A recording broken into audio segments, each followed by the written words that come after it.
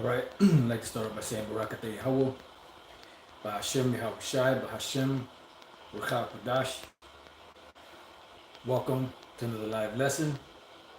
The name of this one is All This Wickedness That You Have Sown. And pretty much talking about Esau. Now, we've talked about how these devils, they dropped Fat Boy and Little Man on Hiroshima and Nagasaki. you know, this was back in August of 1945, and that would be, I believe that was August 6th and August 9th of 1945, 3 days apart. But what's not known so much is that these devils actually dropped mini bombs from the previous year, I believe this started, until the end of World War II. Now, the final straw, so to speak, that broke the camel's back and that finally made the Japanese, which are the Ammonites, surrender is those 2 atomic bombs that they dropped on Hiroshima and Nagasaki. But what's not known, for the most part, are the bomb raids that they dropped on many other Japanese cities. And they destroyed many homes, many businesses, and killed many people. And this is just, one situation out of many, that these devils have done. Just bear with me 1 second. I have scripture that came to mind. I'm just trying to see if I can get it so I can have it so I don't forget it. Just bear with me 1 second here.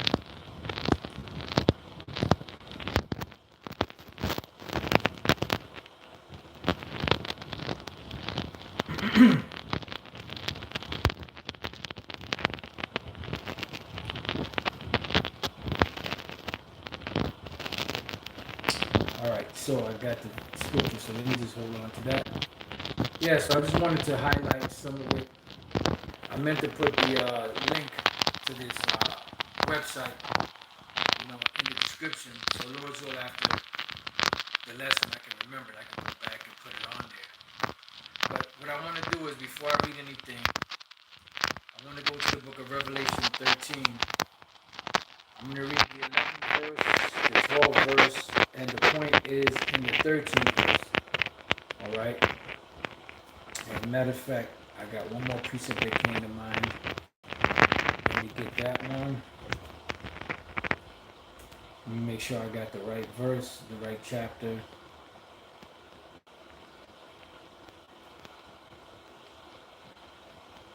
Nope, that's not it. So let me try this one here. Oops. Oh yeah, okay.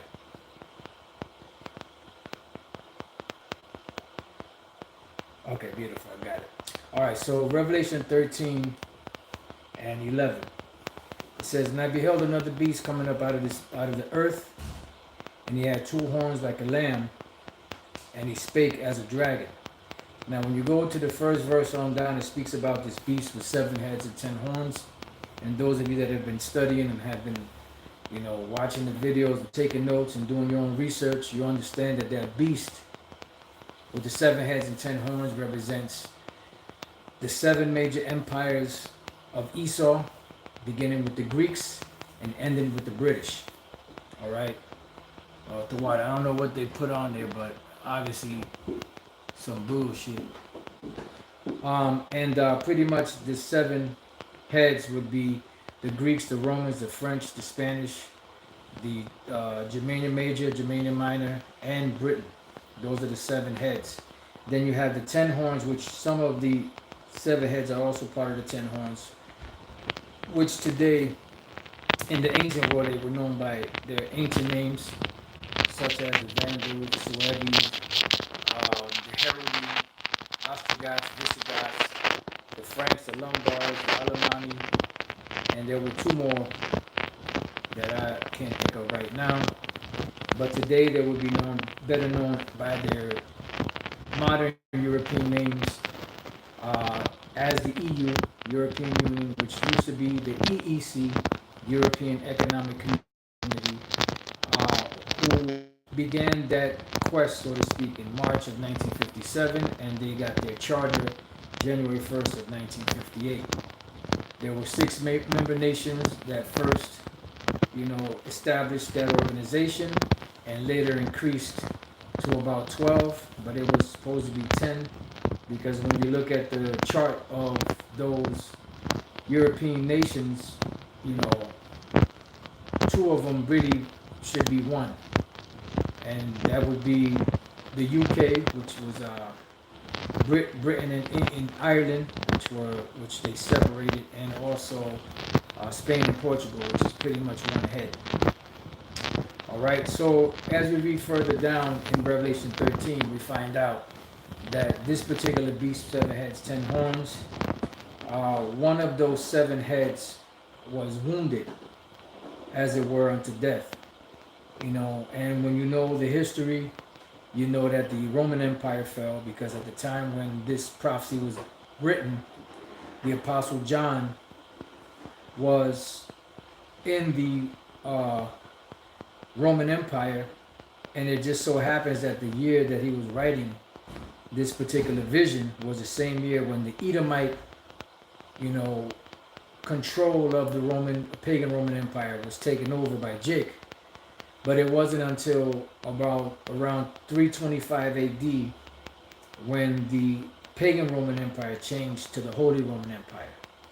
All right, and that's when the Roman Empire, pretty much as a pagan Roman Empire, stopped being in existence, even though they still had pagan practices within Christianity.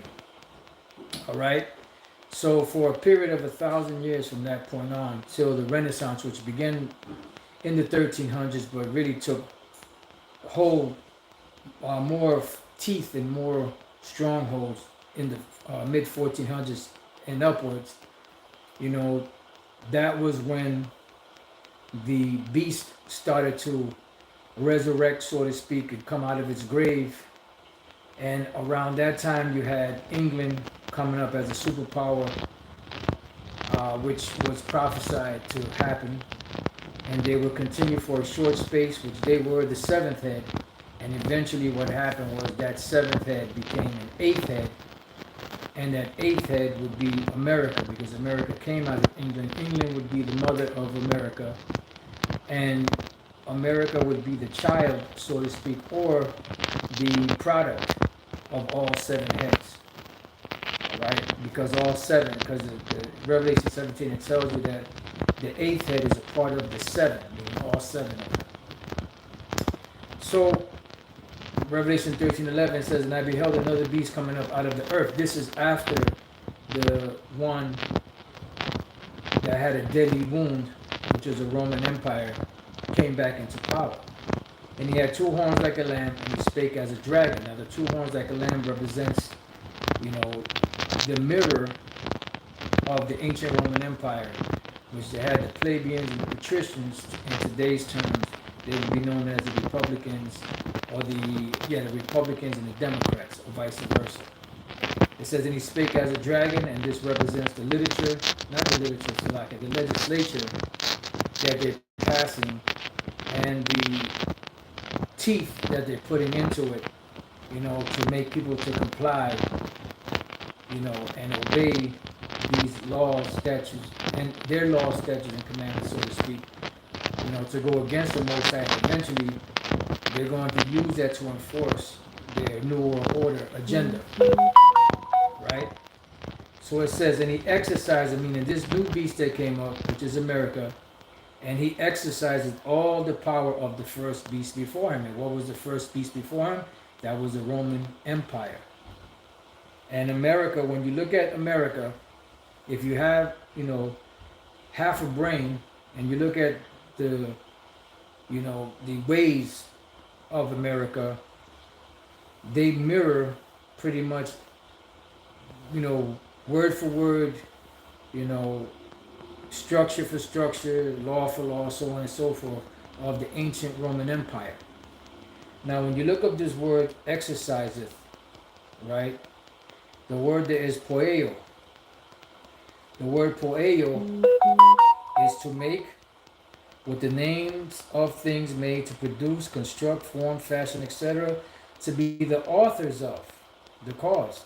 So pretty much they're mirroring what was already put down by the ancient Roman Empire. Uh, let's see.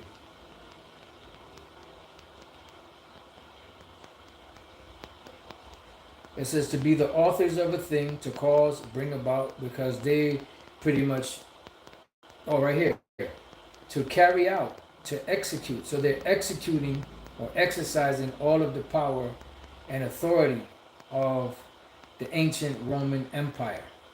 All right? They're pushing that out.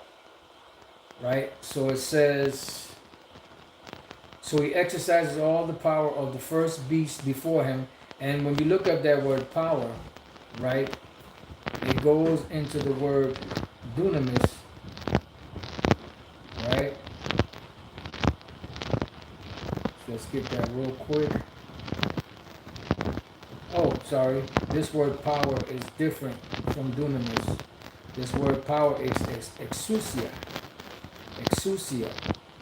Power of choice, liberty of doing as one pleases, physical and mental power, the ability or strength with which one is endued, which he either possesses or exercises. Right, and they're exercising the power of the first beast before them, because the first beast before them, which was the Roman Empire, was known for their military might and strategy. Now, when you look up the other word for power, I forget what scripture that's in, but the word there is dunamis, and it speaks about their army. You know, they have the military might. That's where they get their power from. That's how they push their power. You know, and manipulate, for lack of better words, or subjugate, other nations. All right. Then down here it says metonymically, a thing subject to authority or rule, jurisdiction, one who possesses authority, a ruler, a human magistrate. So they exercise all the power of the first beast before them. All right, which was what? The Roman Empire. Now, one of the things that they mimic is what? The Senate. When you go to the book of the Apocrypha, it goes into and shows you how the Roman Empire had a Senate, and in that Senate they would set up a president. Back then they were known as Caesars or emperors. So this is the same thing that's done here in America. They elect presidents, which goes back to the election of the Roman Caesars, putting one man in power, even though they really are not in power, but you have the appearance of power. So it says, and he exercises all the power of the first beast before him, and caused the earth and them which dwell therein to worship the first beast, which is the Roman Empire, whose deadly wound was healed. And how was it deadly wound healed? It was healed during the time of the Renaissance period. That's how it was healed. And they came back into power and authority really through America and through the mirroring, for lack of better words, of everything that the ancient Roman Empire did. All right, so the point right here now is verse 13. And he doeth great wonders, so that he maketh fire come down from heaven on the earth in the sight of men. Right, and they, nations in the past weren't dropping bombs. It wasn't really until Esau got the power, to send up planes and all that, and started dropping bombs once they created, these bombs,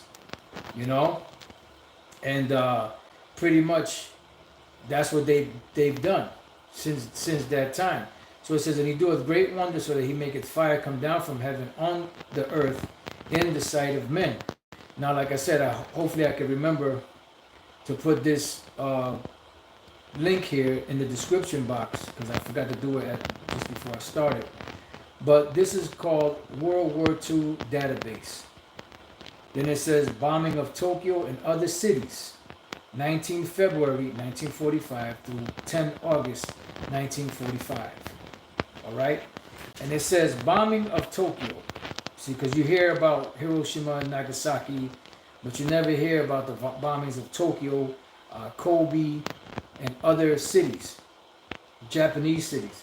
It says the first of the long-range bombing raids on the Japanese home island took place as early as 28 November 1944, mainly from the newly constructed airfields in the Mariana Islands in January 1945. American General Curtis Lee May took over the 20th and 21st Bomber Commands, merging them into the 20th Air Force. The 20th Air Force immediately took on the task of bombing Japanese naval and air bases from high altitude. Though most of the early attacks achieved relatively little. In the spring of 1945, the B-29 Superfortress bombers were transferred to the 21st Bomber Command based at Guam, Mariana Islands. With increased scale, intensity, and frequency, the bombing campaign began to rain considerable destruction on Japanese cities. See, and these are some of the ones that are not even talking about. Tokyo, being the Japanese capital, received the greatest share of attention from American bombers. The 21st Bomber Command missions on Tokyo and surrounding areas in 1945 were as follows. 19 February, 119 B-29 bombers hit the port and Tokyo urban areas. Night of 24th to the 25th of February, 174 B-29 bombers dropped incendiary bombs and destroyed about 3 square kilometers of the city, or about 28,000 buildings. 4 March, 159 B-29 bombers attacked Tokyo urban areas. Night of 9 through 10 of March, Operation Meeting House, 279 B-29 bombers dropped incendiary bombs and destroyed 267,000 buildings and homes, or 41 square kilometers of Tokyo. Americans estimated 88,000 killed, 41,000 injured, and 1 million displaced. Tokyo Fire Department estimated 97,000 killed and 125,000 wounded. Tokyo Metropolitan Police Department estimated 124,711 casualties and 286,358 destroyed buildings and homes. Then you have 2nd March, 68 B-29 bombers attacked the Koizumi aircraft factory in Tokyo urban areas. Then you got 7 April. Then you got 13th of April. Then you got the 15th of April, 26th of April, 24th of May, 20th of July, 8th of August, and 10th of August.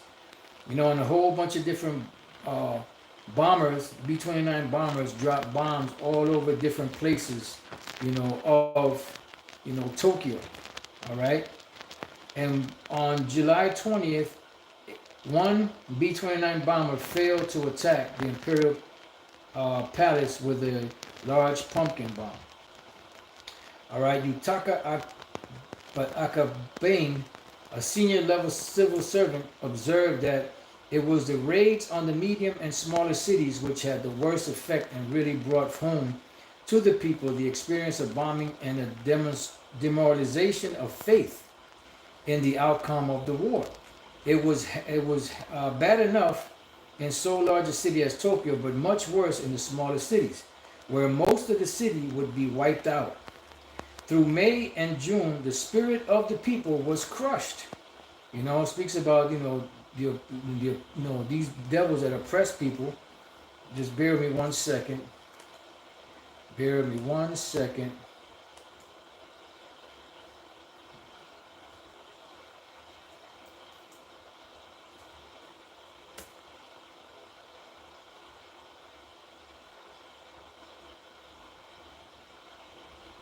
Right, Jeremiah 50 and 16. Cut off the sword from Babylon, and him that handleth the sickle in the time of harvest. For fear of the oppressing sword, they shall turn every one to his people, and they shall flee every one to his own land. And these devils, they have an oppressing sword. And eventually the Most High is going to turn that sword against them. All right. So it says the spirit of the people is crushed when B-29 bombers, when B-29s dropped propaganda pamphlets. The morale of the people sank terrifically, reaching a low point in July, at which time there was no longer hope of victory or draw, but merely desire for ending the war. It says, by the time of the Japanese surrender, 50% of Tokyo was reduced to rubble. But we always hear about Hiroshima and Nagasaki.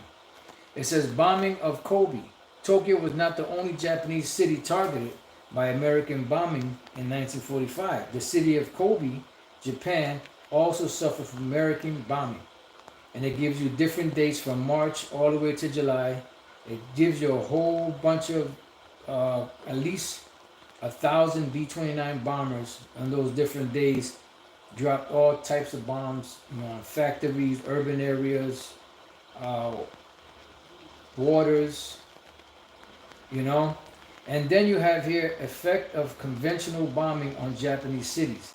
And it says the table below notes the effects of conventional bombing campaign on Japanese cities. And it gives you the city's name and the percentage of area that was destroyed in those cities.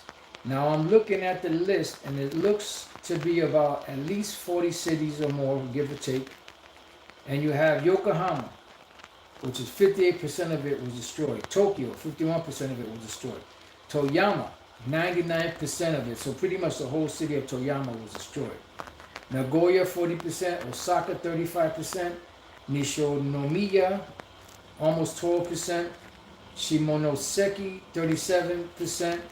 Kure, 41%. Kobe, 55%. And it goes on and on and on and on and on with all these different cities, where if you take all of these percentages, you could say that most of the cities were destroyed. Like half of the city was destroyed, even though you had different percentages. But a lot of them had 50% or more damage, to all of these different cities. And this is not, matter of fact, I don't think that, let me see, I don't think Hiroshima and Nagasaki are even in here. Let me see, let me take a quick look. So when we read that scripture, we usually only speak about Hiroshima and Nagasaki because those are the worst and the worst devastation that took place. But we knew, nobody really knew, except for people that were on the inside, and people that have done study, or any, Japanese historian that, there were attacks on at least close to 50 cities in Japan during World War II. So this shows you that these devils don't give a damn about nobody, cause that's a horrible, destruction, man. And they show you footage. They still have footage out there of the bombs they dropped in Hiroshima and Nagasaki, and how the people suffered, from radiation, fire, radiation burn, radiation poison. Children that were born to these people later on had many deformities. So these devils don't give a damn about nobody. So Revelation 13 and 13 again, it says, and he doeth great wonders, so that he maketh fire come down from heaven on the earth in the sight of men. And they've been doing that ever since. And it's heavy because that same way that they made fire come down from heaven is the way that the Most High, through Yahushua, is going to destroy these devils. That's why Yahushua said, I am come to send fire on the earth. And what will I if it be already kindled? Because Yahushua is going to bring more fire upon these devils. Now Isaiah 14 and 17, this is another one that came to mind. I'm going to start at 16. It says, they that see thee shall narrowly look upon thee and consider thee, saying, is this the man that made the earth to tremble, that did shake kingdoms? Because Esau is the basis of men. And they're really some weak, you know, weak devils, man. You know, you don't see them out in the forefront fighting. You know, these are international bankers. They're pussies. Their whole thing is they do shit behind the scenes. You know, they'll drop bombs on people. They'll give the command to take shit from people, but they won't do it. They can't do it themselves. They don't have the strength, the energy, you know, the skills to take people down. You know, so the world is going to find out that these devils are the devil. It says that made the world as a wilderness and destroyed the cities thereof. Like they destroyed Hiroshima, Nagasaki, Tokyo, Kobe, and all those different other Japanese cities with their bombs. That made the world as a wilderness and destroyed the cities thereof, that opened not the house of his prisoners. Now let's look up this word wilderness. All right, and the word for wilderness is madabar. Madabar. All right, so madabar is wilderness, pasture, uninhabited land, wilderness, large tracts of wilderness around cities. So pretty much uninhabited land. You know, it's like a desert. They made the world as a desert. And how did they do that? By their technology, which the Most High gave them to do. And he used the scientists to fuse together and split atoms and split different, you know, elements to create what is known today as a nuclear bomb, which was atomic, hydrogen, so on and so forth, until they finally got the power of the atomic bomb, which would be the very thing that they huff and puff at people with, you know, to make them bend to their will. It would be the very same thing that the Lord would use to eventually judge them and destroy them. Now we go to Revelation chapter 11, verse 18. It says, and the nations were angry, and thy wrath is come, and the time of the dead that they should be judged, and that thou shouldest give reward unto thy servants the prophets, and to the saints, and them that fear thy name, small and great, and shouldest destroy them which destroy the earth. And that's why in the 18th chapter of Revelation, it says that thus with violence shall that great city Babylon be thrown down, and shall be found no more at all, which we're going to get that. But what I want to do first is I want to look up this word here. Should have destroyed them that destroyed the earth. The word for destroy is diathiro, which is to change for the worse, to corrupt of minds, morals, to destroy, ruin, to consume. All right, to destroy, kill. And now let's go to Revelation 18, right? Because they got a judgment coming to them. They didn't consider their latter end. So they enjoyed it while they had it. Now they're going down. They're going to want to, you know, so-called, you know, look for mercy. But you will get no mercy. You will have judgment without mercy that show no mercy. Revelation 18:21, and a mighty angel took up a stone like a great millstone and cast it into the sea, saying, thus with violence shall that great city Babylon, which is America, be thrown down, and shall be found no more at all. So we're going to look up this word violence. Violence. The word for violence is hormema. Hormema, a rush, impulse, that which is impelled or hurled away by impulse. An attack, precipitancy, violence. Let's see what this word precipitancy means. Let's see if we can get it, because like I said, sometimes without a mouse, these what you call it, so hard to. All right. Precipitancy, rashness or suddenness of action. Yeah, because it's going to be suddenly. You know, like it says, it's in many precepts, but let's go real quick to Let me see if Isaiah 47 was one of them. I believe it's one of them.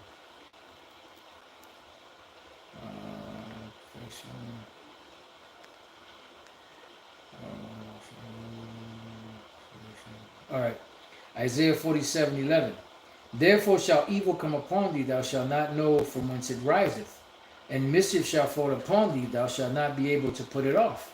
And desolation shall come upon thee suddenly, which thou shalt not know. Yeah, because you're going to think you're in control, and then all of a sudden it's going to, be out of your hand, and you're not even going to realize that before you could even realize it, you're going to be destroyed suddenly. So the word for suddenly is patha'um,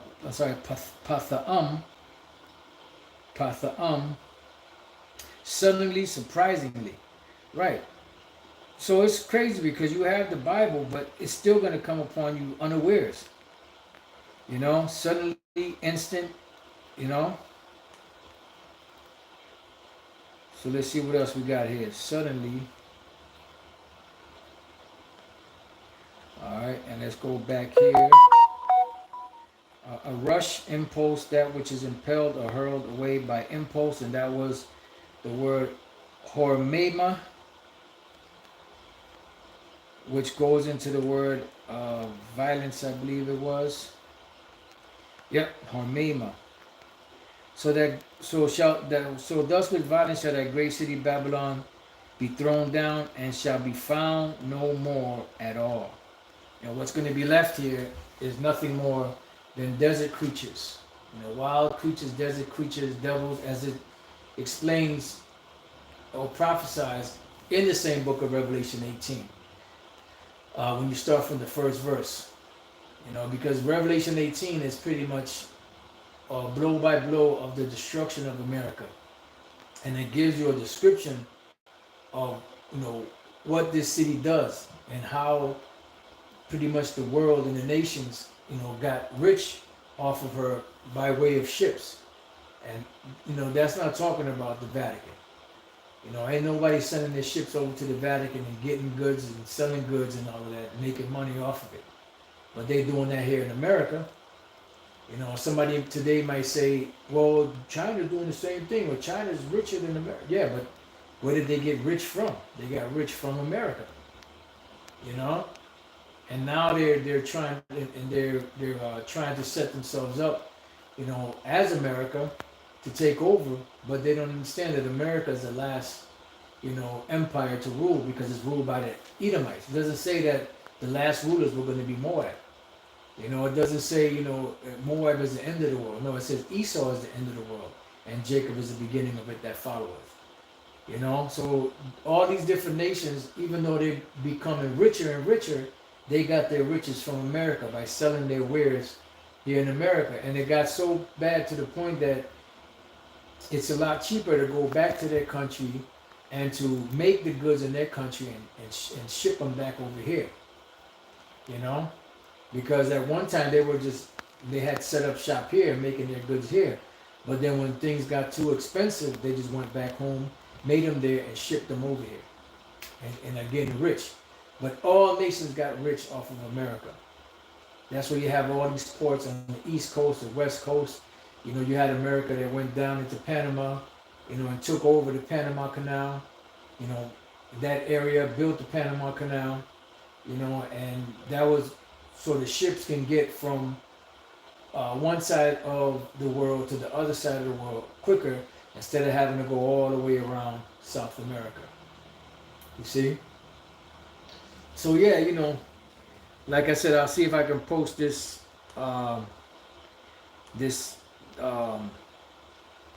article that I got here from the World War II database of the bombing of Tokyo and other cities, and there had to be at least 40 plus, almost probably 50 of these different cities outside of Hiroshima and Nagasaki that got bombed, during World War II. So with that, I pray that you brothers and few sisters have been edified. To the next time I say, Shalom.